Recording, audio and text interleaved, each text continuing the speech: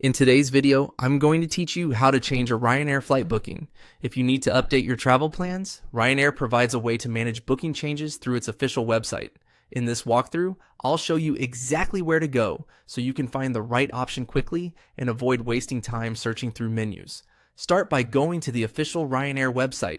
It's always best to use the airline's own site when making changes to a booking, because that helps ensure you're accessing the most accurate information, including any rules, fees, or flight change conditions that may apply to your ticket. Once you're on the homepage, scroll all the way down to the bottom of the page. Website footers often contain important support links that are easy to miss if you only focus on the top navigation. When you reach the bottom, look for the Help Center option and click on it. This will take you to RyanAir's support area, where you can find guidance for common booking-related tasks. In the Help Center, find and click on Booking Changes. This section is specifically designed for situations where you need to update an existing reservation, so it's the right place to continue. If you're unsure which help category to choose, this one is the most relevant for flight modifications. After that, click on the article titled, "How do I change my flight?"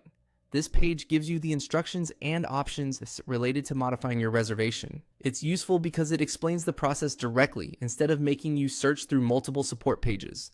On that page, look for and click Change Flight.